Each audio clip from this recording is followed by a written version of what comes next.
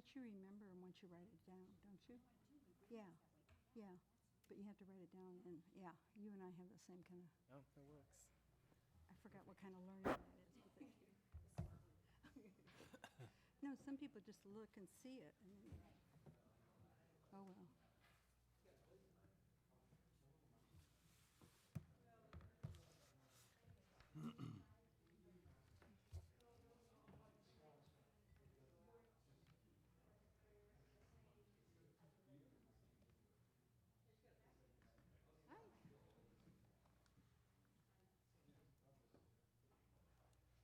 Does Craig usually come to the, 1, 2, what is that? 3, 4. I think it depends. Oh, okay. Yeah.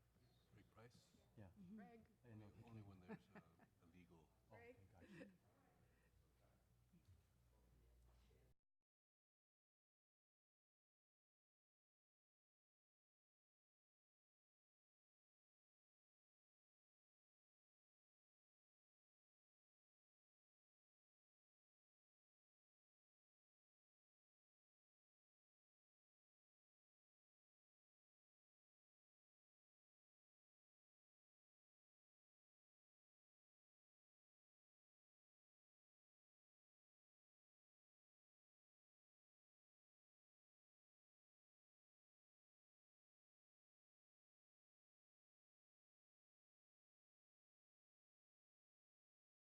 And thank you for coming. This is brief for the moment because we're going to find out if we have any hearing of citizens and then go into closed session and before we come back for the main public session. Angie? No slips. No slips? Nobody? Okay, then we will adjourn to closed session. Sorry for the gap for those of you who already showed up, but we will return fairly soon and rejoin you. Thanks. There wasn't anything attached on this one, no. No, So, except what okay. Anthony's. Yeah, but that was about our, That's not attached. but are we going to use that? Yeah, it's back here. Or maybe I'll take this with me. It's in the Okay, room where I'll we take have this with me. Yeah, yeah.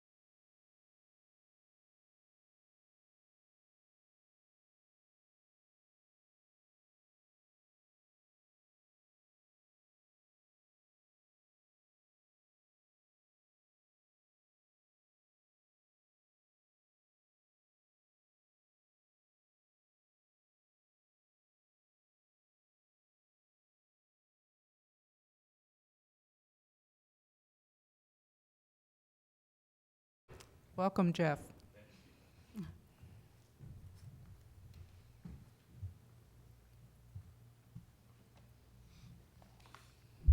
Good afternoon.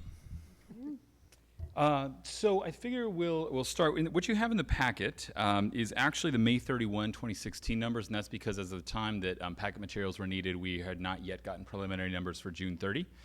And so since that's what you have, I will speak to that, but I will tell you that today we were able to generate our June 30 numbers, our preliminary, so I'll maybe give you a few comparisons. The short version is close to budget on most counts. We were projecting an under term of what looks like 12% on these notes for restricted funds raised for the year. We ended up a little bit higher than that, just shy of budget. It looks like about 8.5% under rather than 12, so that was a good thing. On the actual investments, which of course is the majority of the financial activity for the foundation, as you know, it was an incredibly unusual year and not a particularly stable year. That being said, we ended up doing fairly well given what we were working with. Our long-term investments did actually have an increase, but they were that was zeroed out by some of our unrealized losses on some of our short-term investments as well as some CRTs that we hold. So what we looked with was a nearly flat year.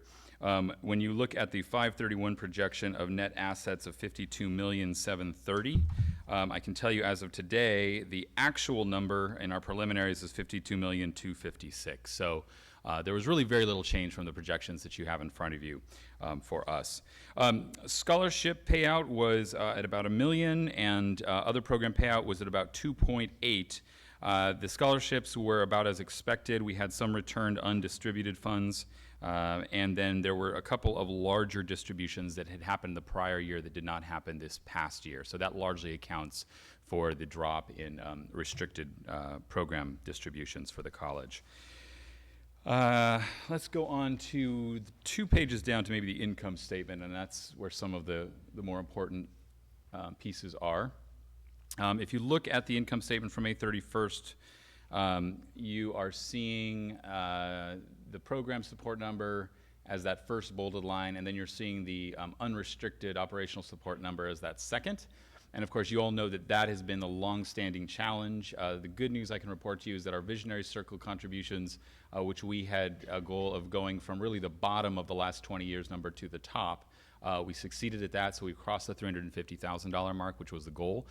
That's important, not because it's such a big number in the context of the 50 million, but because it's an indicator of donor buy-in, and that's long-term unrestricted donors who would repeat their gifts to the college. So that's a really positive indicator. We did not choose to do a gala event in last fiscal year. We will be doing it this fiscal year, so you see that $125,000 income line that's just titled event income was effectively zero, and that was by virtue of the choice not to pursue that at all, not because we had a really unsuccessful event, because that would be bad. But we looked there. If you look at the net asset number again, you can basically use that as a working number as accurate. We will have our first finance committee of the quarter, which will include our June 30 numbers next week, and we are aiming to do what we did last year, which was to have our audit completed by September 30th, so end of the first quarter, which I know is rapid, but we were able to do it last year, and it was a perfectly clean audit last year, and we're hoping for the same, which means we'll be in plenty of time to do the consolidated audit with the college. Any questions on those numbers before I leave those behind? Next time I'm before you, we'll be talking about the real numbers for June 30, so I can leave those for now. The other piece that I would like to share with you is something I just added, and I believe Angie handed out a hard copy, and I think we have it. It's about the promise, which of course will be playing a larger and larger role in our work for the coming years. This is today's data, and I think those of you who sit on our board know the data from just a few days ago. Well, today we crossed the 700 mark of students enrolled in the Promise from the district. So what you see there is really the highlights, but a couple of measures that I just wanted to point out for you that do have a relevance to our financial projection. We had, based on other regions' experience, projected an 80% opt-in rate for our local students if we did a full open access offer as we have for the Promise. We actually had a 92% opt-in rate. That has a couple of implications. First of all, that means 92% of students are committing to be full-time, which is of course far greater than what historic normal would be. And it means that really the vast, vast majority of all local students that come to City College will be full-time students. Now, after the census date, we expect that will adjust somewhat, and that's not a final number, but that 700 mark was actually a considerable amount over our initial projection. And of course, costs will be affiliated with that, but associated with that, we won't know that until really the end of the fall semester. The other ones, as you can see, we did a breakdown for you of the source, the origin high schools, and you can see the top three, as expected, are the three primary public high schools in the district, and then you can see some of the other high schools making up that total 701, but 81.8% of the enrolled students are from the Santa Barbara Unified School District Public Schools. And then the BOG waiver question, which is of course part of the economic model of how this will work. We now have 55% of this cohort already approved for BOG waivers. We have 21% who are not eligible, and we have 23% not yet applied. So that's the group that we'll be spending some time with to make sure folks do that. That is also one of the requirements. We also wanted to take note of students enrolling in different services and support programs on campus. So what you see there is the DSPS number, the Disabled Students Program number, and that's about 7%.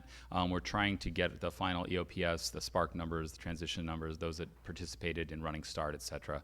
So this is just a snapshot of the data.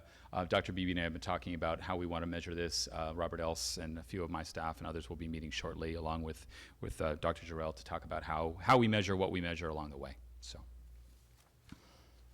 that's all I have for you today. Questions, folks? No? Have there, and you may not be the person to ask, have there been any difficulties along the way establishing eligibility?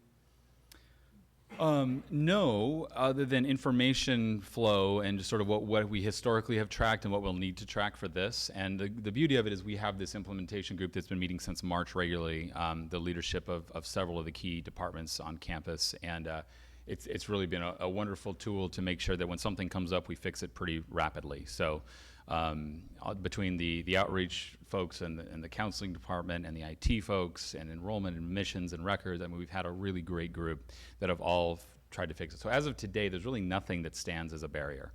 And on my teams, Lucille Bosch-Ramirez has been our lead person there. So, Jonathan? For the eligible number, is it people who meet all three criteria or one of them? all three. So there are actually 7 criteria for the promise. It's the one on that one sheet that we've been using and on the website. And so the 1381 are eligible students who had applied to SBCC at some time since graduation in this last class. The 762 are those who actually have proceeded to enroll. And of those 762, the 701 are the opted in, and to opt in, you have to have all 7 criteria met.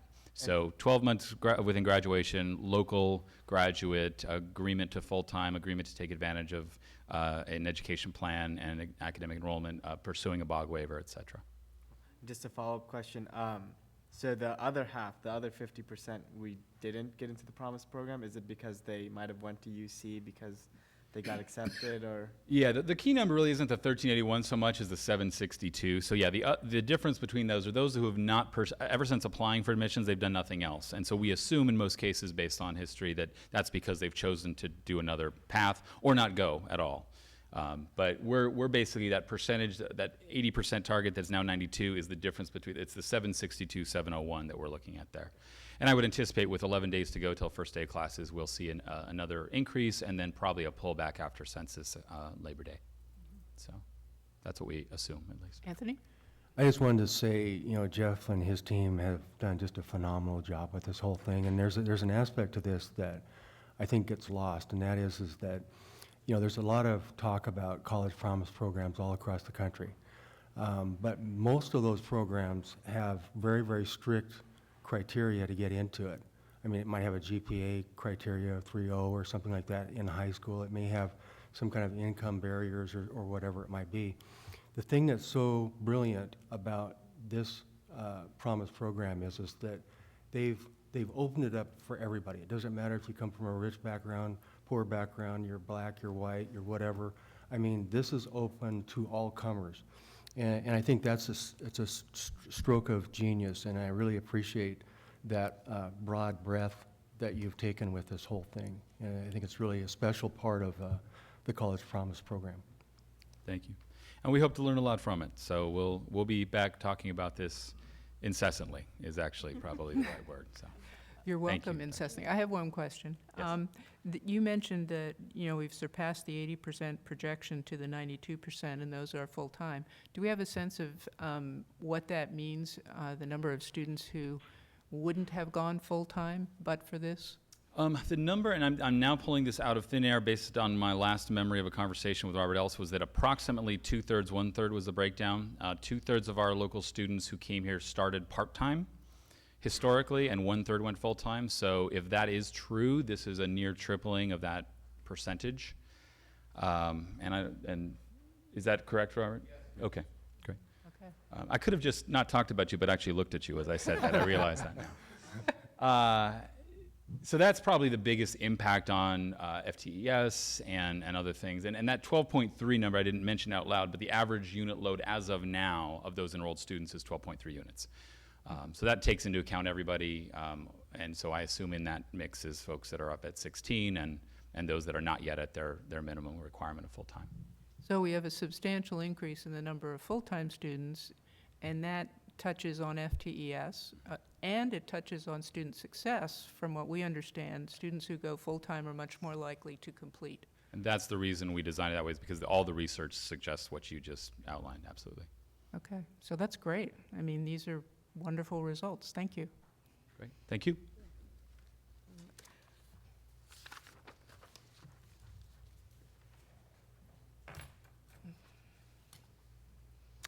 Okay, our next item is a report from Anthony on a follow-up on the board retreat, and I just wanted to mention that we had a lengthy retreat, and I think a very valuable one. Many of us learned a great deal of information. We had some time to sit down and absorb an excellent presentation by Paul on enrollment and related revenue issues, and giving us a real sense of who we are as you look at our students that we had not previously had an opportunity to learn. And so thank you, Paul. And also, we spent a lot of time on budget issues. We have broad concerns, of course, about the long-term trend of enrollment going down, expenses going up. And we asked Anthony to take steps to conserve resources pending kind of a big picture third-party look at how our finances are and getting some management advice from FCMAT. And that's later on the agenda, but that's the group that will, I think, be the experts in the field statewide to give us a look at where we stand and give us some recommendations on going forward. We also asked Anthony to hold up on getting the bid walks and that sort of thing on Campus Center till today, and that was under the umbrella of conservation of resources. And now we are going to hear back from Anthony on what has happened since the retreat and his thought process. Well, your specific charge to me was to look at the facilities projects that we have and determine whether or not there might be some cost savings in the idea of delaying some of those projects. And so what I did was I spent time with our team here talking about where we are on the projects, where they are relative to completion and those kinds of things, and whether or not it made any sense at all to delay some of those. And so we looked quickly at the West Campus and the bookstore, and quite honestly, those two projects are well along. I mean, as you know, the West Campus, you can see that structure, the skeleton's up, and it's moving forward. To stop or pause that project right now, we determined would be more costly in the long run. And actually, the same thing with the bookstore. You may not realize it because you can't see the inside of it, but Joe took me on a tour of the bookstore project and went in and looked at it, and it's been completely gutted. The roof or the ceiling's been taken down, and they're well underway as well. The West Campus is 38% complete right now. And in talking with Julie, it is on time and on budget. So we feel good about that. You know, a lot of times, at least in my experience, and, you know, Julie and Joe can talk about this too, but at least in my experience, it's in the foundational work is where you kind of find the problems. You know, things will come along that you'll end up digging up pipe or, you know, who knows what you can find in the dirt. But that's where the problems usually come up. And once you get to where we are now, like in the West Campus, I mean, that's pretty standard and going forward and predictable, I guess, which is a big part of what we're talking about. The bookstore, that's a modernization, remodel, so that should be straightforward, not gonna find probably a lot of problems there. So both those cases, my recommendation is to definitely not pause and to continue forth like we are. The campus center, because we are at the very front end of that, initially we were thinking that there might be some area in that we could potentially save some money in delaying it, but boy, I'll tell you, the more we got into that, the more I realized in talking with Craig Price, with my team, with Chancellor's office and such, that if you delay that, it's actually going to cost us much, much more than in additional costs and things that are going to be ongoing than just to go ahead and go forward with it. So my recommendation on the campus center too would be to not delay that, but to go ahead and have Lundgren move forward with the timeline. And also, one thing about that's kind of nice is that it will give us an opportunity to look at the bids when they come in, and we'll have a bit of a pause to be able to kind of look and see where we are. I really wanted Joe to come forth, if you wouldn't mind, Joe, and kind of talk about the, I guess, unintended kind of consequences that could take place by pausing the campus center. And there's many, you know, kind of things that go on with that. It's like a domino effect. And you just may not realize all the things, so I'll let Joe talk about that. As far as the ongoing costs and what we're looking at there is that when there are certain costs that we're going to be incurred because we're leasing a tent as the replacement for the cafeteria. And we need that in place to continue moving forward, but once that's in place, it's costing us $10,000 a month. We have a place on Mason Street that we're renting for storage and for both cold storage for food service and dry storage for other areas of the campus center. That's about $6,000 a month. Those are ongoing. We do have Lundgren, and we would need to retain at least some of their services during that because we don't want to lose them as focus on that. And so there are those ongoing costs. The primary issue with a delay is that we can't, if a 1 month delay really becomes a 5 month delay. And the issue there is that we can't move the campus center. We can't move them out in the middle of a semester. And everything's timed to occur right now, that if we go through, it's perfect. If we don't mess up, that we can move everybody out starting the first week in December.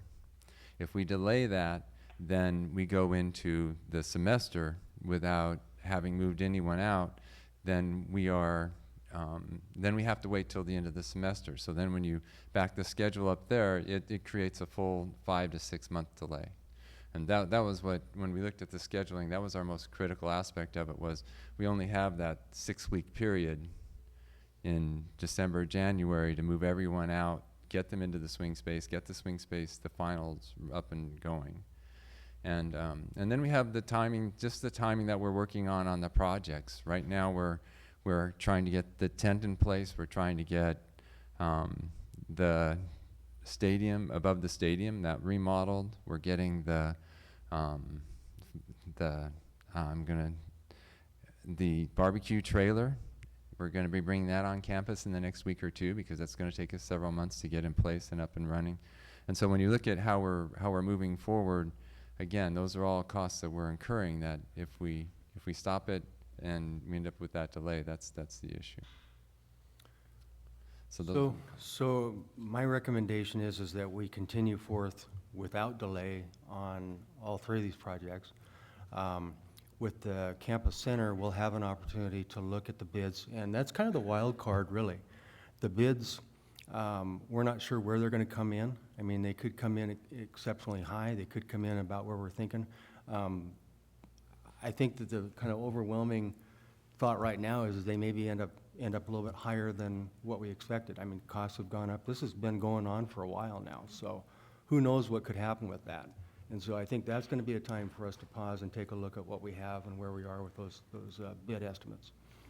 And how does that line up? I think that the fundamental issue we were struggling with in the retreat is that we would like to get that big picture view from FCMAT to inform us and not have to make a decision on bids before we knew what advice we were getting. So how does that line up now? Well, the timeline for bids is the end of October, and you all as a board would make your final decision about approving the winning bidder. I think it's the first couple weeks in November. So in terms of timeline with FCMAT, I think it actually meshes quite nicely. Okay. So So that particular benefit is already in place, even if we go forward right now? Right, yeah. Okay. So the timeline works. Any questions, anyone? No, I mean, I just want to say thank you, Dr. Beebe, that you, that the college, as always, has, looked at all options and that stewardship continues to be priority. And so I just think that that's good, that all these things were thought of and that there can't be, oh, well, did you guys think about that? Did you think about that? And that this board took, a real discussion on questions that could come up and that we can say, yes, we thought about it and everybody came to the conclusion that it was best to proceed. So thank you for You bet. taking care of that. Glad to do it. Any other questions, comments? Okay. Thank you. You bet. We appreciate it. And I'm sure it's an ongoing, it doesn't just get to stop right now. Everything keeps moving. Speaking of FCMAT, the next item up is business services action items, and that's probably Joe over again? I thought it was preliminary. Oh, am I skipping? Oh, I'm sorry, I'm on the bottom of the wrong page. 5.3. 5.3. That was a little fast. Sorry, Lindsay.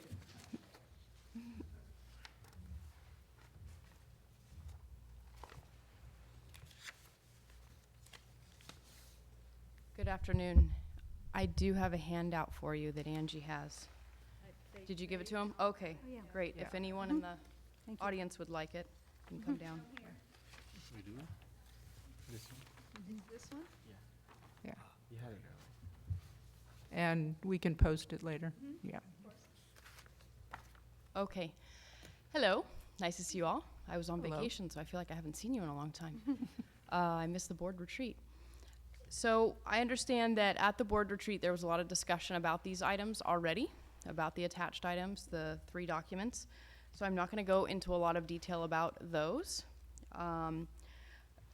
What was planned per the budget development timeline was to do a very preliminary budget discussion on Monday, just the past Monday at fiscal.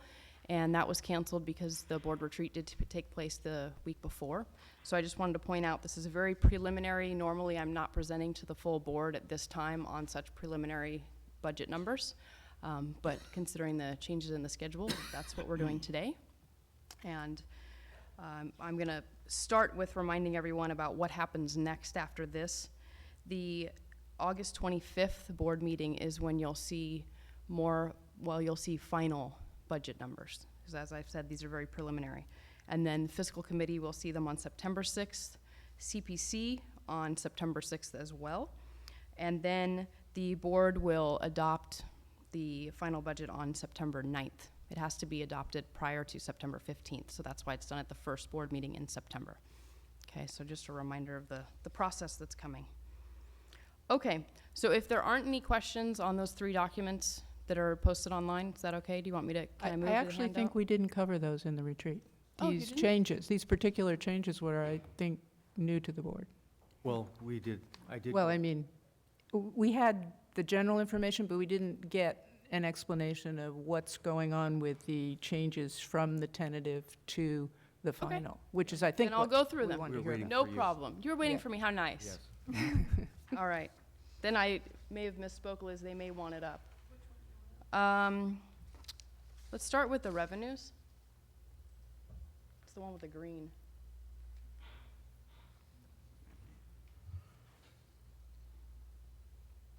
Yes, thank you. Okay. This document is the same information that's been presented a handful of times. In fact, there's a list of all the places and times it's been presented. There's only one change to the budget at this point on the revenues from the tentative to today. And what that is that one line item, you can't really tell it's bold, but there's the bubble going to it that's the adjustment made after the tentative budget. And that's a $592,000 decrease in the revenues we're expecting from non-residents. And that's due to the declining enrollment and the latest projections we have on non-resident FTES. So that's the only change to the revenues. Okay? Good? All right. Can you flip to the expense one? Looks like this. Yeah. Thank you. Okay.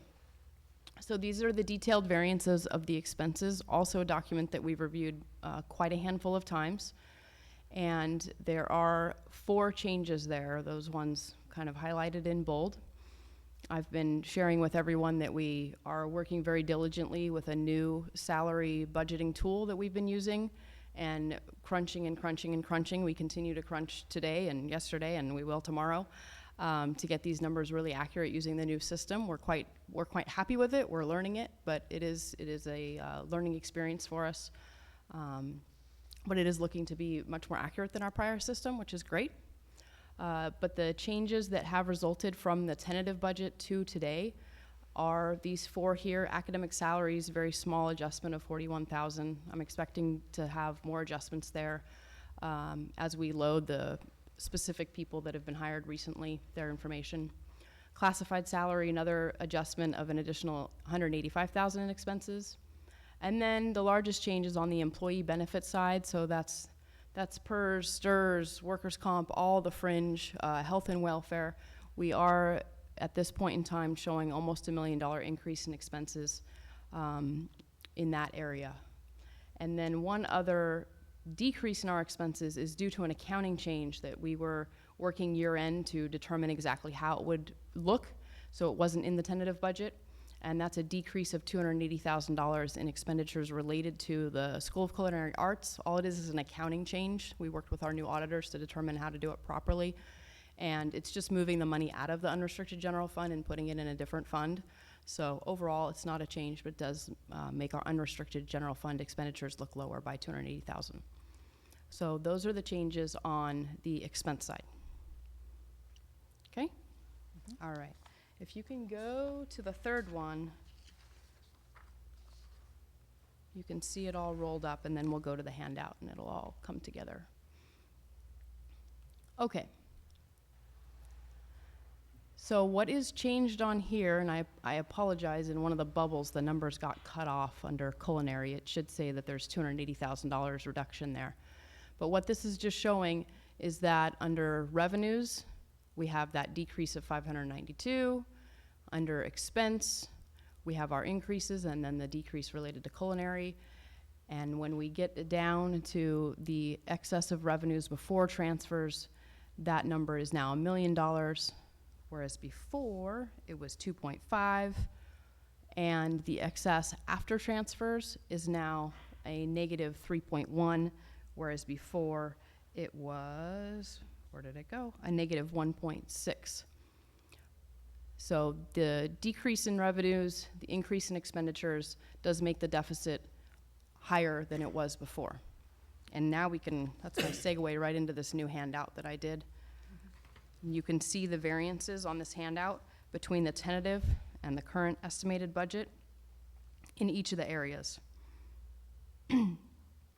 That first tan box is what I'm focused on first. Let's talk about the revenues next. Do you guys have any questions about that top section?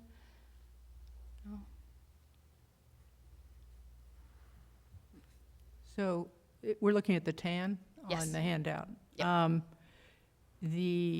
What you're doing is you're basically saying we have less revenues, 592,000, and more expenditures, 946 roughly.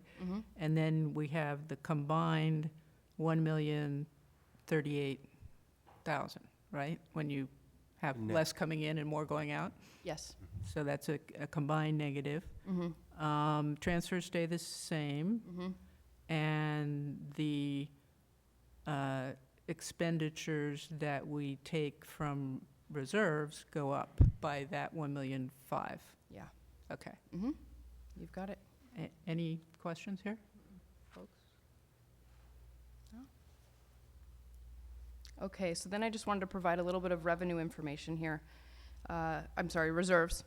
In the green section, this is just showing that per the tentative budget, our beginning balance of reserves was 25.4, and then with the deficit of 1.6, it would go down to 23.8.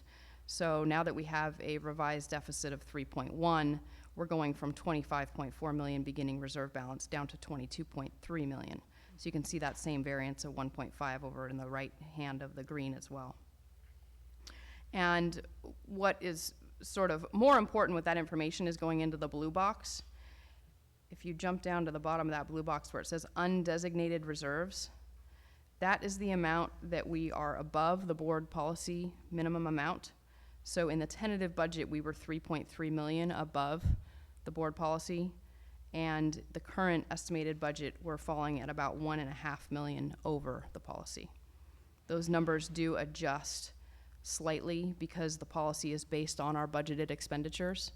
So you'll see the state mandated contingency of 5% and the additional 15%. Those numbers fluctuate slightly as our budgets go up or down. So that's why those numbers fluctuate.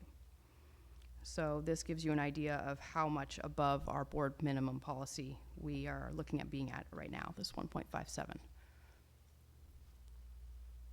Okay. Any questions, folks? Can I clarify a couple of things, see if I've got it right? First off, we have this, well, it's a little scary to hear that this is a more accurate software if we've got $1.5 million change. Yeah. Could you maybe explain where you think the change of the $1 million in benefit adjustments came from? I can explain it. What I'd prefer to do is finish the numbers and do a new variance for you that's going to be accurate, because if what I tell you now may change tomorrow because we keep on finding more and more things. So I'd rather just do a whole new variance for you compared to actual, because the actual is what makes a big difference. This presentation, we're comparing our tentative, when I say this presentation, like this one, all the variances are compared to last year's budget. So when we compare actual to this year, last year's actual to this year's budget, that gives us a better idea of really where our budget should be and where issues were. Because the last year's budget, of course, did not line up exactly perfect. Overall, we did pretty well. Our benefits were lower than the budget, but when you get into the details, some were higher, some were lower. So it's better to really look at the actuals and compare that. So I'd like to do that at the next meeting if I can. Well, I'm not so interested in the exact numbers as whys. Why did it happen that way? Is it an issue with just the modeling, and if so, do you know where? That gives us a budget number. And we had a budget number for June. We now have a different budget number, whatever it is, for looking at the final, by about $1 million. Obviously, that may change further, as you've said. But I'm trying to get at why, and did it reflect, for example, the checks we wrote for people's benefits? Do we have to write more checks, or is it just a modeling issue? It's just a modeling issue, I think is the best way to describe it. This new tool we're using, we went live with it during this budget season for the first time. This was our first time using it. So we've had a lot of kinks to work out. Okay. Yeah. And is there a kink that we get to fix and then it doesn't happen anymore? That's hard to answer. Yeah, it's a budget. Budgets are constantly being refined. Maybe kink is not the right word, but yeah, we're constantly refining them and updating them. For example, right now we're looking at budgeted positions we had in the system that have just been filled. So we now know exactly what those positions are going to cost. In the budget, we didn't know what they would cost when it was the tentative, as an example. So those kinds of things, the more we learn, the more accurate we can make them. Anthony? One thing I was going to say, you kind of made reference to the budget modeling process versus like payroll. Right. You know, there's a difference there. So what we're seeing here isn't going to necessarily affect somebody's paycheck. I mean, this is the plan. A budget is a plan, and we've got a plan out here, and that could change. It's malleable that way. But in terms of people's checks and that kind of thing, those have been accurate and not affected by the budget model. Yeah, well, Did I say and that that's Yeah. good to understand, because I don't want people unnecessarily wondering if their check was for the right amount. Right. No. So,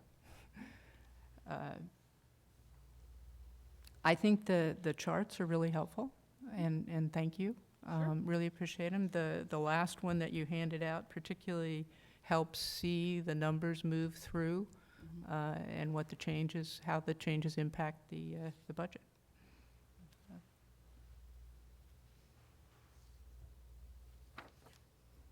Thank you. Anything else? No? No. Okay. Thank you.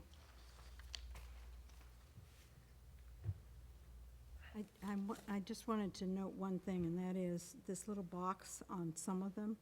There's a little box in the corner that tells where this budget has been or where I this. think you may not Yeah. be coming through.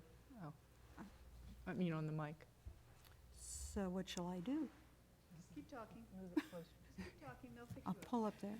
Okay, but anyway, there's a little box on the bottom, and I don't remember seeing that before, but I think it's really a great idea, because we see, otherwise we get these things to us here, and we don't know that they've even been anywhere. No, I can't take any credit for it. I think that's Lindsay and Joe that Oh, did is that that. Lindsay? Okay. It was before It me. may but- have been there before, but I just hadn't really tuned into it before. No, I think it is a great idea. The little box in the corner. Just on a little some of them, like tracking on the box that revenue. talks about where it's been. Who was it presented to, the date presented? I think that's a very helpful information, so I thank you for putting that on there. Thank you. Thank you. Okay.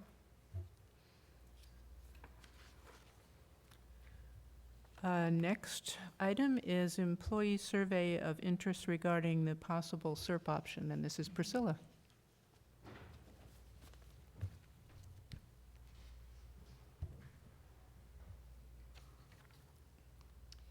Good afternoon, members of the board and President Beebe.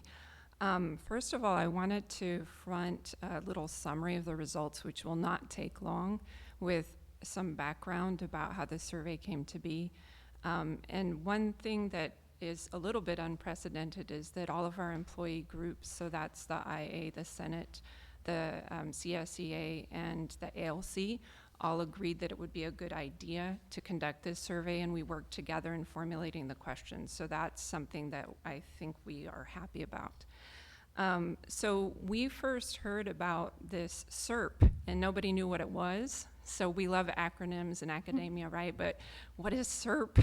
So now we know, the Supplemental Employee Retirement Program. And for some of us, it's easier to think of it as something that incentivizes employees to consider retirement in that particular year. So we first heard about it at the July 22nd CPC retreat, and very soon after, and I want to commend the administration for supporting our efforts to get employee feedback about that, we planned and organized this survey. So the timeline has been very quick, and of course, a lot of that is following up on the budget discussions that have been coming very recently as well. And this is one of the cost-saving measures that is being proposed for your consideration.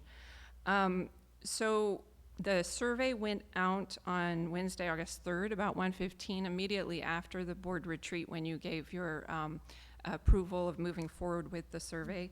And then we did the initial data draw at 10 a.m. on Monday, August 8th. So it was open for just 5 days, and keep in mind that this is summer, so many faculty are away.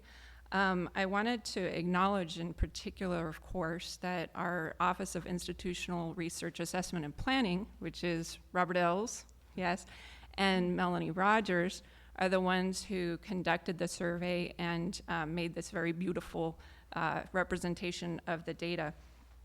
And also, I wanted to acknowledge as well that for those people who are considering retirement and looking at the SERP and adding their comments, I think it's important to recognize the contribution of our long-term employees. So this is, I want to formally acknowledge that. So a couple of things that stood out in looking at this. One is the response rate. It's really quite incredible on a survey to get a response rate of nearly 50% across all 4 employee categories. And keeping in mind the 5 days, and we're on summer break, so many of our faculty are not around, and the faculty response rate is 51%, so right in line with the other groups. Another thing that stood out, if anybody was comparing the Keenan projections in the packet that we received earlier, it's not part of this agenda, but the Keenan projections were that 22 staff members, 31 faculty, 3 certificated managers, and 3 classified managers would be likely projected to retire if a SERP were offered. And of course, this is a survey, and that we know that that doesn't always happen the way it's stated. But those numbers, with the exception of the staff employee group, those numbers are almost exactly in line with what their projections are. So perhaps that's an indication that they might be close. They might have an idea of what they're doing there. The staff group was significantly higher. So Keenan projected 22, and 32 people who responded to the survey in the staff employee group said that they would be more likely to consider retirement based on the SERP. So that's one difference. I wanted to point to questions 6 and 7 in particular. So question 6 was asking the employee opinion about this SERP, and particularly, do you support offering the SERP in 2016-17? And the vast majority of people who wrote an answer that was clear, such as yes, or I agree with it, or something like that, the vast majority were positive across all 4 employee groups. And although the comments that you have are not categorized by positive, negative, or neutral, but if you do look at that, and Robert has done some initial analysis, the groups are responding positively between 70 and 100%, depending on the 4 employee groups. So they're by and large positive about this possibility. And then for question 7, that was an open-ended question that we wanted people to be able to express their questions and concerns. And again, those remarks were overall positive. And there were 3 things that stood out when people had additional areas that were not just to say, great, I'm so glad you're considering offering this. One big group were people who had questions and they wanted to understand more specifics about the SERP. And so one vision that we had for the survey is that the questions people ask here can inform a Keenan or whatever happens next, whoever is going to be talking about this next, could inform them about what the questions are so that they will come in with those answers already when people have them. So that's good information to have. And the second group wanted a little more time. So there were a few people, not a huge number, but a few people wanted this SERP to be offered next year rather than this year. Or in 5 years, there was one request when that person planned to retire. So, you know. And then the third category that stood out for me was, and something that is really important, concerns about potential impacts on programs. And so we're all aware that with the, if the board approves this and the administration decides to move forward with this, that we're not planning to replace all of the people who retire. And so people are concerned about how we plan for that and what decision-making process will go into that. So that's something very important that the college as a whole work on together if we decide to proceed with that, because we want to make sure that our programs remain as strong as they were prior to this offering. So overall, the employee response, so the 308 people who responded to this survey, have expressed a favorable view of possibly offering the SERP, and we're really appreciative of the administration and the board for considering, giving us the opportunity to give feedback and considering this feedback. Thank you. That's Very helpful, Priscilla. Any questions?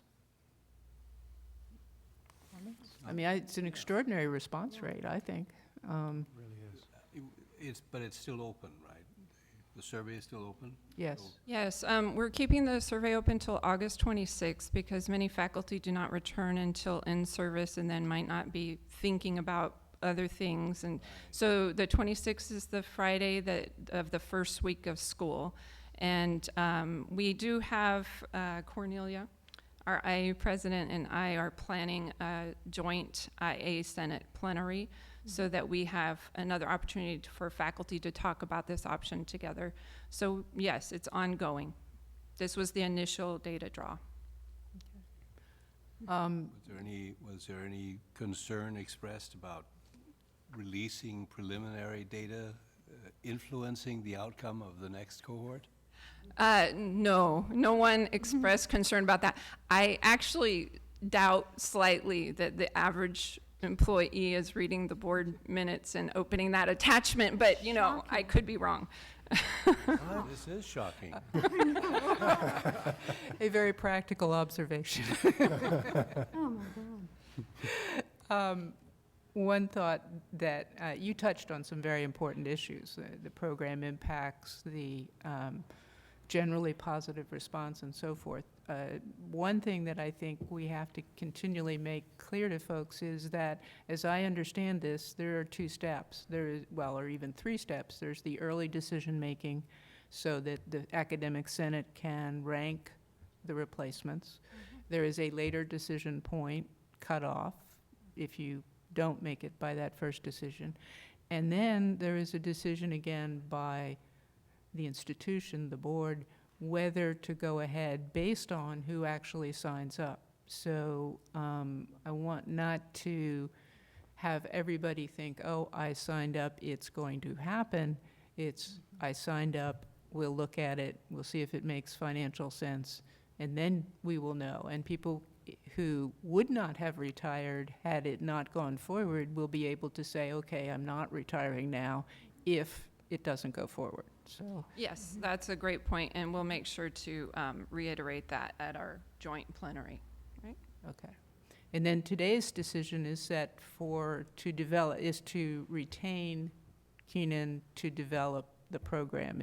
It's not going to set the exact terms. Am I correct, Anthony? Exactly. What I'm hoping is that you all will direct me then to engage Keenan and Associates to move forward with the next process, which is, we'll develop with Keenan the actual specifics of the offering. Right. So to speak to Peter's concern, it's not going to be, oops, you guys who haven't answered the survey, it doesn't matter anymore. It does still matter, so. Yes. Okay. Anyone else? Thank you. Thank you.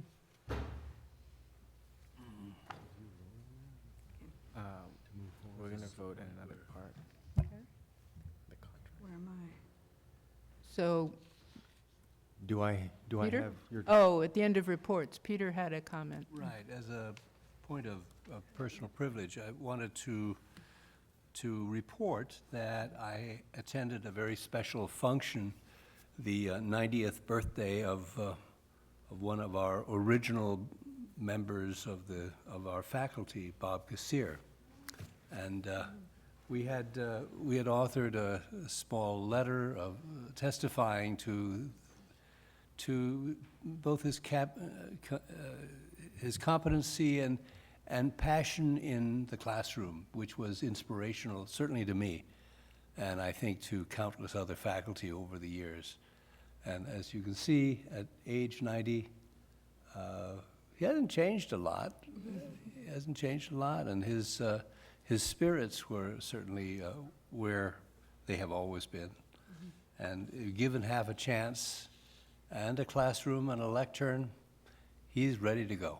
That's good. So happy birthday, Bob. Thank you for Thank you, doing that. Peter. I appreciate you bringing that up. Anthony, did you have something? Just a point of order on the SERP. Do we need a vote, or do I have? We're going to come to that right after, under the action items. Okay. So, yeah, with Joe, who is waiting patiently here. I'm up. I have 2 items for you this evening. They're both action items. The first is 6.1 is the Fiscal Crisis and Management Assistance Team contract approval, which, since it's brought forth by you, Yes, so, Anthony, your recommendation is to go ahead? My recommendation is to move forward with that agreement, Okay. empower me to move forward with that agreement. Yeah. And it's our understanding in our discussions at the retreat and as well that you will be able to add to, if you need to, for the scope of work here, to get the complete fiscal picture that we're looking for. So, Mhm. Yep. all right. May I have a motion for approval? I move approval for item 6.1, 6.2. Second? Craig, second. All in favor? Aye. Opposed? Okay. And item 6.2 is the Keenan and Associates SERP contract, which we are presenting for your approval. Okay, motion to approve. Jonathan, second? Peter? Any questions? Yes. Craig? I thought we didn't vote on this to make a decision. Why are we It's voting? just We're- the contract. It's the I'm sorry. contract. It's the contract for Yeah, but Keenan. we're not paying them anything yet, are we? Well, they don't get paid unless there is a program, is under the fee section. But Yeah, but they do go ahead and organize the program and work with Anthony to run scenarios, and then we get an actual proposed program. This does not specify exactly what the program will be, just agrees to work with them to develop it. To engage them, scope of work yet to be determined. So if we decide not to Right. go with it, we still going to owe them fees for their efforts, I would assume. No, there are no fees in here for that. The fees, if you look, as I understand the fees, Keenan invoices us for the service fee, and the service fee is not a commission. We pay them Whether we go with it or not. when there is. Yes, when there's if and when we implement the plan. So Right. on December 8th, if we feel that it's fiscally viable, that it's a program we want to go forward with, we make that decision at that time. And that's when Right. their fee is based on the total program, so there's no way to really calculate it till we have the final numbers and get it in place. But in the interim, they are performing under the contract, in that they do have to conduct the interviews, do the presentations, and as you said, provide the different scenarios, and work with us on coming up with what the final program looks like. Their fee is based on the number of participants. There's no way of knowing the number of participants until we actually make the offering and have people sign up for it. And then once we understand how many people are interested in participating, then we'll be able to make a decision about a no-go or go decision about whether or not it works out for the college. So it's kind of a chicken and egg thing to a certain extent, because we just don't know how many people are going to participate until we make the offer out there to the employees. And But they it- are at risk. If we don't go forward, they don't get a fee. Right. Yeah, I So- mean, that's, I think, what you're getting at, Craig. The Yeah. service fee is I'm 5% just questioning of what the we... need for a contract when there's no agreement to What's- pay anybody anything. I It- guess what it does, it's a benefit to Keenan because it locks out competition because we're committed only to them. I think No, it's Is like, that an incorrect statement? I think it's like other economies, that we're entering a relationship with them, and so it gets the ball rolling, it gets things going. It does. It commits us to working with them, because they are going to put in this effort up front to assist us and to perform under the contract. And it's true, much of their service is up front.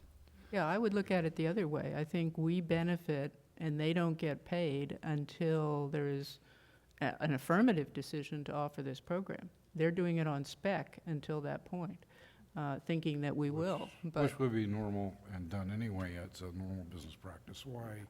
probably Yeah, I not suppose to this this is like, degree. has been an established method, way to deal with this in Yes. this field. You're right, Craig. In my real-world experience, not anything to do with the educational world, there's no need for a contract, there's nothing being done here. There's no exchange. They may be giving us some services, but they're vying for business. And we haven't agreed to pay them yet, or committed to pay them. We can say, no, we're not gonna do it. Right. Yeah, you're right. We haven't Yeah. committed to pay them yet because, I guess it's just a matter of norms in this particular field.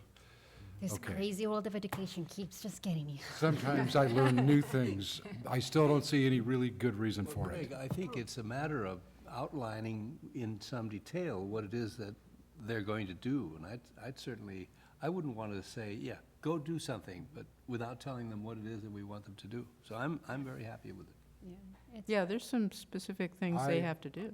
I see that, but they would do that anyway. If they want the business, they have to earn it.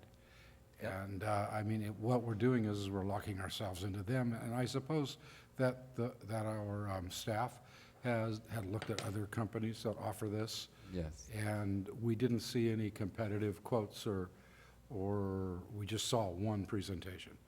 At least I didn't notice anybody else's or see any other names on the list. No, we went with, it's the consultative process. You look at who's out there and you make a determination on who you can work with. And Keenan was the one who we were most familiar with and is very familiar with our area and has worked with us on other projects. And so frankly, we chose they're the them. most experienced at this particular genre of offering. There's a note somewhere in the packet, I think, that talks about all of the community colleges that Keenan has worked with over the years, and it's. I saw those, mean, and I and so, I mean, did see it's those specialized. references. I just didn't see any names of any competitive companies that we looked at or that you did. And I'm not saying you didn't duly process it. I just go, okay, I don't know the names of any other companies that do this. We're not agreeing to a contract, agreeing to pay them, and you want me to vote. And I'm still don't see a good, valid reason for me to vote. Let me try this. What is going to happen here is that our employees will make their initial decisions about whether or not to retire, given this program, after it gets firmed up on the scenario. And somebody is going to counsel them about those decisions, and that's going to be Keenan under this contract. We wouldn't want 4 different companies counseling them in competition in some way. That would be pretty messy. I just marketplace. don't I know. don't know what's Well, I messy mean, about you that, can't okay. do that with your employees. You know, can. you want to come to 4 counseling sessions? I don't Yeah, think if they so. want it, they might get the best deal by getting 4 quotes. I- But, okay, I'll go with the norm. These are just questions that I feel are reasonable. Nobody seems to agree with me, so I'll let it go. Let me also ask Anthony. I have respect for my colleagues. Anthony, I wanted you also to comment on the price, the fee Oh, for the annuity. the fees for this kind of service typically run 6% or more. Had a chance to talk to Craig Price about it, who has a fair amount of experience with SERPs in the K-12 arena and some community colleges around the state. And he was saying that, typically it's a 6% or 7% fee that they charge. What we were able to negotiate with Keenan was a 5% premium for this, for their services. So they came down, a fair amount.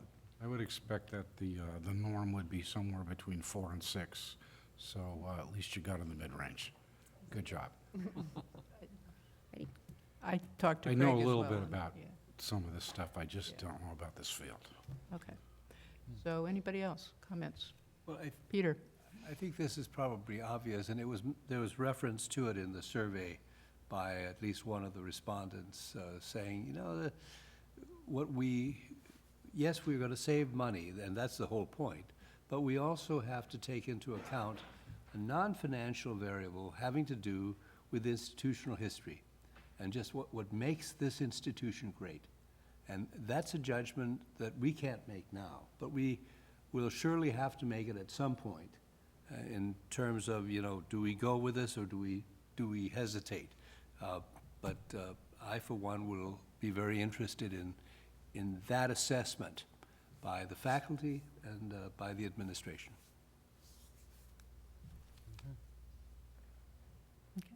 Anyone else? All right, I think we have a motion and a second. So all in favor? Aye. Opposed? Me. Okay. Thank you. And, Motion passed, yes, the motion passed.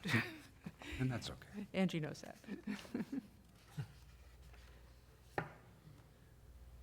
So now we move to the board goals and priorities discussion.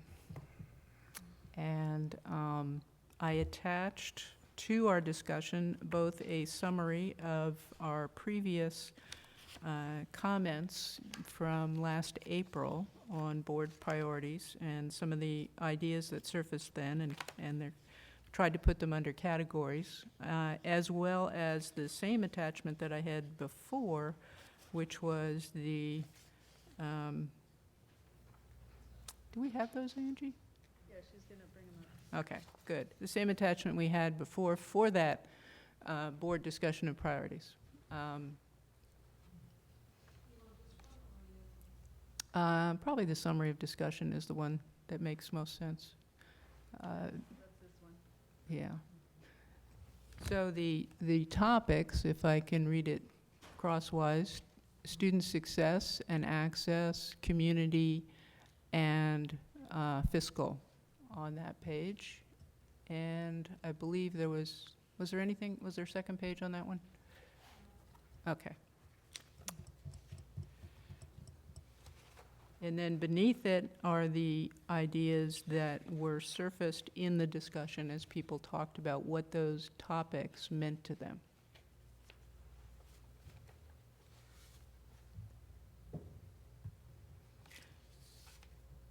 So, I'm going to pick on Peter.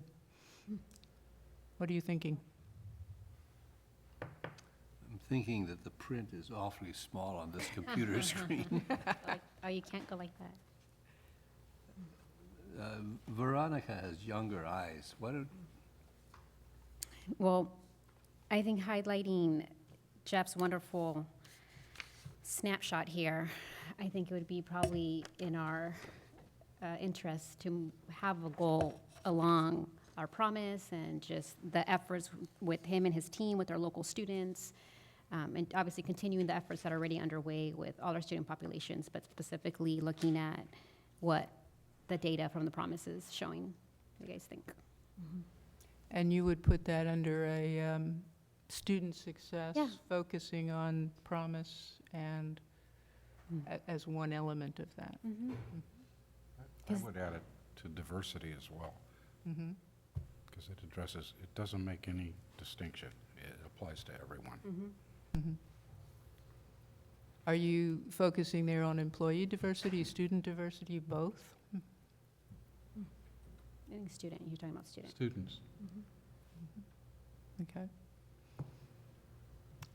Jonathan, any particular focus from your point of view for our goals as we look forward this year? I think I'll just repeat, I remember the ones that I stated that made it onto this list, which are engaging to figure out which skills we need as a college to provide to people by 2025, and the housing issues, which it is under community focus, but I do want to see that also in a student success light, because housing affordability does play into student success. If you have to work 3 jobs or 2 jobs to pay for your rent, probably not going to do too well in school. So. Okay. Marty, anything? I think we need to add, I was just trying to compare all these papers, but add something about the continuing education, the CLL, something really focused on that, because I just think there's such potential there for us to increase the number of people that are doing it, that are taking those classes and so on. And as Dr. Beebe has said, those people feed into the college too as students. But I just think this community loved it before, and there's no reason why they wouldn't love it now if we can figure out how to do that. So I just think we should emphasize that. And I know the foundation, I think Jeff's left, but the foundation would really love to see that too. So I think with all of us pulling in the same direction, we should be able to make a difference there, especially with Dr. Beebe's knowledge. Mhm. Anthony, maybe you could comment on your experience from San Diego on the non-credit programs. Um, Well, one of the things that we worked on, actually for about 8 years, took us 8 years to get there, so this isn't a quick kind of a program, but was this idea of transitioning non-credit students into the credit classes. And particularly the CDCP, the Career Development and College Preparation students, they sometimes didn't do well in K-12 and then come back and experience a non-credit class like a CDCP class, and then realize that, you know, this is a passion of theirs, this is something that they can be successful at. The college isn't the big scary place that they thought it was, and they then realize that the faculty are here to support them, the classified administrators want to see them succeed, and they then become part of the college process. And we actually in San Diego, and I was so proud of what we were able to accomplish there. The largest feeder to San Diego City College was not one of the local high schools, but it was actually the continuing education operation. And I just thought that was so amazing that we were able to make that bridge from non-credit to credit and have it be so significant for the credit college programs. So I don't know if that helps. No, it does. Thank I you. mean, I think it provides a perspective on Marty's comment, and your comment was also broader. I mean, there's an FTS component to this, there's a community component to this, there's a fiscal component to this. That all comes together in a good way. Yeah, absolutely. Yeah. So, Peter? Well, under student success, I guess it is the second bullet down. Teaching students values such as tenacity that lead to success. But success is what? As members of the civil society. I think that is something that we've from time to time talked about, but it's nowhere else in this paragraph. So I'd like to add that. Jonathan? Just if I could say a few more things. In terms of employee diversity, this might not be a board goal level thing, but if we do SERP, that does give us an opportunity to have a more specific plan for employee diversity. Also, I would like us to look into strengthening our partnership with UC Santa Barbara, because it honestly is not good. So I think having a clear relationship between the two institutions beyond like a tag program, that really where the two can work together to educate people here. So I would say that. And then also in terms of the one for facilities, you know, delaying costs, you know, delaying the maintenance does increase costs in the future. If we could look into maybe like a capital campaign that's focused on student success related to facilities, like we can't probably raise capital for all our facilities, but we know that student success is important to a lot of people, and if we can identify which maybe specific needs facilities-wise for student success, that might be a way we could address it, very focused way. And that would be under the category of supporting the foundation as well Yes. as the Promise program, of course. Okay. I mean, community focus has been a theme I think we've returned to a number of times in our discussions. So I do see it's up there as kind of a general category. Any other things under that people come to mind that maybe we haven't mentioned? Yes, I have one.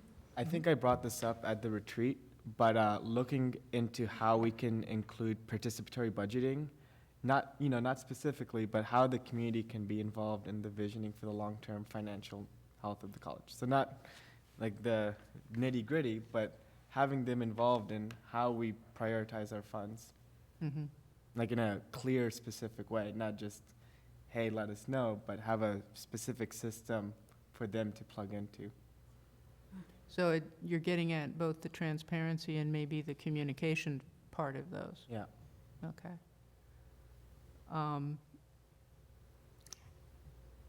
Okay.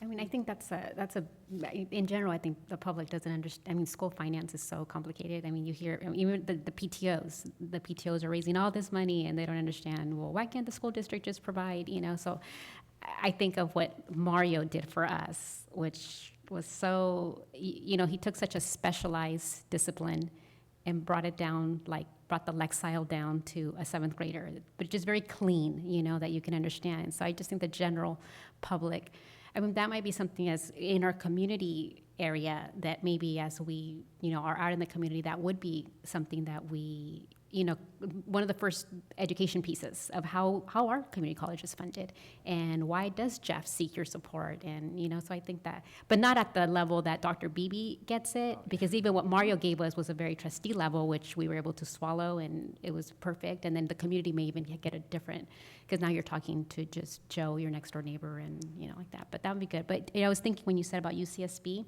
you know, one of our biggest ways that we could partner with, and that would be under the Student Success Promise, is, you know, UCSB does a great job being out there in the community with the local schools, and you see UCSB's outreach at Franklin, like at least 2-3 times a year, and I'm always surprised to see UCSB's presence in the community out there with the students, and so I know that that is something that they do really well.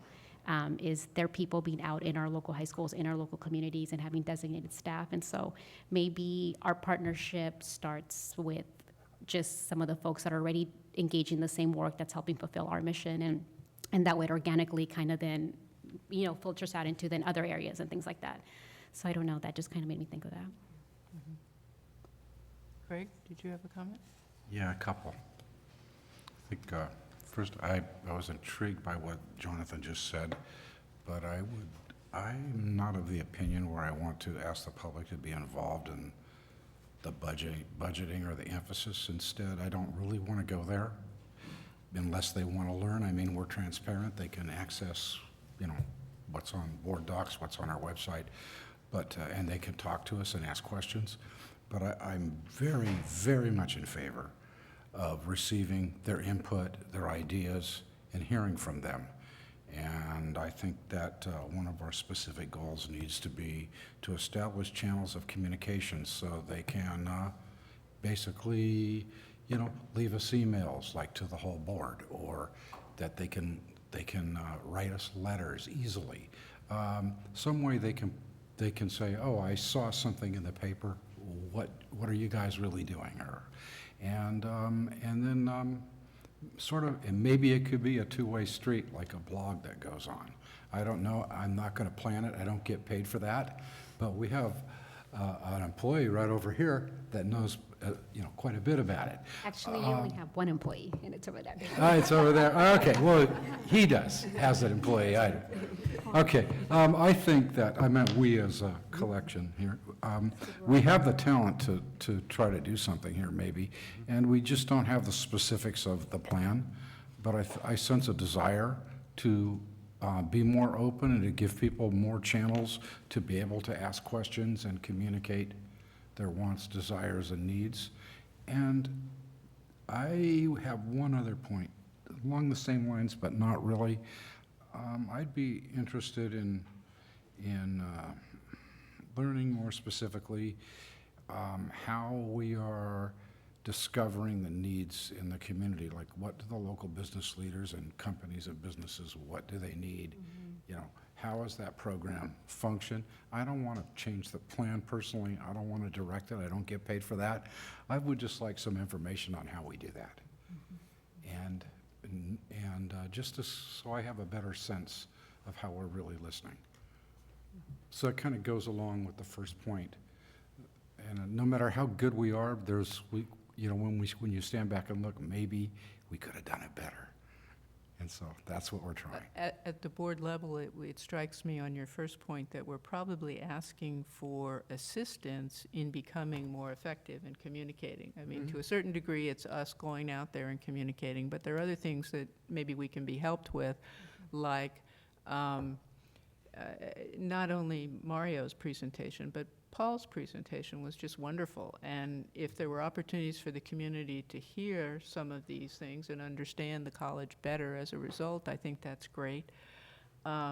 We've had complaints, I mean, this is a laundry list. We've had complaints in the news media about, I don't know where to find a board meeting agenda, you know? Maybe that could be made more transparent in some way. It's not something we're personally going to do, but it helps communication. I noticed when we were trying to publicize Anthony's survey as he arrived that we don't have a listserv of people who have said, I want to be on your email list, SBCC, a community listserv that we could email. You know, that gets to communication. So some stuff I think I see us doing, others we need help. And those are certainly things that we can work on. We've actually, the staff and I have talked about that, so we're kind of in sync that way. Peter? Well, to return to Jonathan's point, I think what he has in mind is that we're open to input. I don't want to second guess the public expertise or lack thereof. If there are people in the general public who want to have input and who have the knowledge with which to make input, I think they should be at liberty to let us know what they think. And at the very least, the fact that we invite them, I think, should be helpful. And if they come away from that experience never wanting to touch another budget again as long as they live, okay, then they have learned something that has been out there, that things like this, where we're spending almost $100 million of other people's money, you know, is complicated, and that we take it seriously. And yeah, maybe I should stop there. I think let's not think that the people who we serve in this community are, just don't know what they're doing, because sometimes they do. Right. No, I certainly didn't mean to imply they don't, but it's don't think it's you not will. really simple either, so. Yeah, no, absolutely. Well, speaking also to Craig's second point about communicating with the community about their needs, you know, educational needs, whatever, that's, again, I think we don't generally do that personally. We may hear stuff. People may come to us with that. But it does remind me of our discussion at the retreat about, to the effect that the budget is a policy document. And that circles back, you know, if we are meeting community needs with what we offer, it's in our budget. And so that kind of circles. Yeah. So then do we have, I keep turning this off. I said I keep turning this off. So then under fiscal, we have then, I guess under fiscal will then come enrollment, and we have planning for long-term fiscal stability, effective management. So yeah, I mean, so then from here, do we just, a couple board members work to write them up and then bring them back to work on them? I think, Okay, I so think we let's do do. that. I mean, I don't want to skip over some of this stuff because I think, you know, that was a preliminary discussion, but at the same time, we spent a lot of time on fiscal in the retreat. I think it's kind of a given already in our That's what I'm minds saying, that yeah. this is part of what we need as a goal. And pulling together our fiscal planning and long-range planning and, you know, really the whole process there is well underway, but it's a goal. And at the same time, I think the enrollment issues that we discussed, and with Paul's help, that leads us in the direction of scaling the college, figuring out where we should be. And I think that, for me, that also ties back to the community, because part of our scale is how the community sees us, as well as how we analyze ourselves. So I think we hit on some of these things already, and I don't want to shortchange the discussion or draw it out when we've already pretty much hit those topics. I have one more Okay. point. It's really kind of mundane, but on the second to last line under fiscal, or third line, the third dot there, efficient use of resources, comma. I think maybe the comma should be a period. I don't like looking at negative words when I'm looking at something like this and the word can't is right there. And I'd like to delete "can't afford to do everything we want" and just put a period or even an exclamation point after the word resources. Should we write a goal like that? I would recommend that's a better way more positive way to put something in writing. That's fine. I have no problem. Anthony? I just wanted to emphasize that the efficiency idea is a really critical one, and I think that we saw that in Paul's presentation about how we really need to make sure that we're as tight as we can when it comes to using resources in the best possible way we can. And that'll certainly help enrollment, it'll help the finance side of it, and Paul's already got a plan for how to make that happen, so it ties into what you're saying, Craig. Okay. And I would just return briefly to one theme that I think is, that I remember from when we, three of us at least now, got here in 2010, and that was that the college would benefit by, and I think it's a continuing goal, would benefit by talking about its overall unifying vision on a continuing basis. In other words, who are we? Who do we want to be? Who are we? Paul has told us a lot about that. Who do we want to be? That incorporates the scale, but there's also an element of focus, of values, that I think is an important discussion. It's not something we up here, we can participate, but we also need to hear back from everybody, from the college. So. Any other additions or thoughts? Okay. I'm happy to work on a summary. That's what that was. And anybody else want to be involved? Jonathan? Okay. I can help you. Okay. So we got three of us who are going to You want help? put it together. We don't want more than that. It gets to be too big a group to write something. So, thank you both.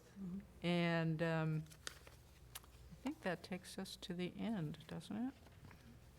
I want to say, Peter, when you mentioned, was it the professor that you were mentioning? Anyway, when Dr. Beebe asked, wait, aren't we voting? It seemed like we were concluding the meeting to like,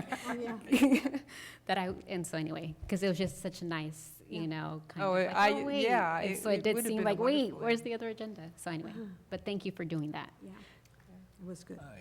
I think, I was looking through our list, and the one thing that we haven't focused on is our internal family. I guess we have by implication, Yeah. but I sense sometimes we forget how fortunate we are to have the faculty and staff that we have who, from, at every level. When I used to come very early in the morning in order to get a parking spot, I would be greeted by the gardener, the groundskeeper. He'd know who I was, and I'd know who he was, and it was the sense of family that intrigued me, really, and I think it made everybody work just a little harder, a little more effectively, and keeping in mind why we're here. So, to see Bob Gassier being a happy guy at 90 is a wonderful sight. Well, on that happy note, we are adjourned. Thank you. Thank you.